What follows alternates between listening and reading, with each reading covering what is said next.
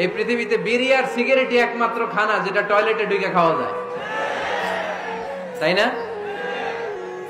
পৃথিবীতে সিগারেট আর বিড়ি একমাত্র খাবার।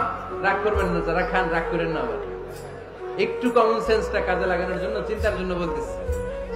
এটাই পৃথিবীর একমাত্র খাবার যেই খাবারের গায়ে এই খাবারের বদনাম লেখা থাকে, স্মোকিং কজেস ক্যান্সার।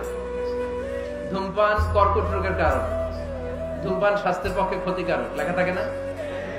আচ্ছা ধরেন ফরিদপুরের একটা কোম্পানি নতুন চানাচুর বের করছে, ওই চানাচুরের গায়ে লেখা এই চানাচুর খাওয়ার 1 ঘন্টার মধ্যে বমি শুরু হবে আর ডায়রিয়া হবে। খাবেন? কি কইবেন? তুই খা। দোকানদারে কি কইবেন? তুই খা, তোর বমি হোক, তোর 14 গোষ্ঠীর ডায়রিয়া হোক, আমি টাকা দিয়ে এগুলো কিনবো না, ঠিক কিনা? কারণ এই প্রোডাক্টের গায়ে এই প্রোডাক্টের বদনাম লেখা, এটা আমরা কিনবো কেন? কিন্তু সিগারেটের উপরে সিগারেটের বদনাম লেখা থাকার পরও আমরা খাই, টয়লেটে বসে খাই।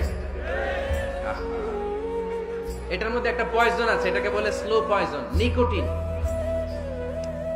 এটা আপনার লাং, ফুসফুসকে শেষ করে দিবে, স্লো পয়জন। সিগারেট খাওয়া অনেকটা আত্মহত্যার শামিল। বিষ খেলে সাথে সাথে মরে, সিগারেট খেলে ধুকে ধুকে মরে। আর সিগারেট থেকে হিরোইন, গাঁজা, ফেন্সিডিল, ইয়াবা, ম্যারিজুয়ানার পথে মানুষ পথ বাড়ায়, পা বাড়ায়, তাই না? এগুলো খাবেন না। ওয়ালা তুলকু আইদিকুম ইলা তাহলুকা, নিজে নিজেকে স্বেচ্ছায় ধ্বংসের দিকে ঠেলে দিও না। জীবনটা অনেক সুন্দর, জীবনটা অনেক রঙিন, আল্লাহর দেয় জীবনটাকে উপভোগ করার দরকার আছে না নাই? এই জন্য সিগারেটকে এই ফরিদপুরের প্রোগ্রাম থেকে আমরা আজকে নো বলে দিলাম। কি বলে দিব? আওয়াজ করে সবাইকে আমরা সবাই একসাথে বলবো, সিগারেটকে কি বললাম? মনে থাকবে? মাহফিলের প্যান্ডেল থেকে বাইর হয়ে আবার ইয়েস, হ্যাঁ না, ইয়েস করা যাবে না। সিগারেটকে কি বললাম?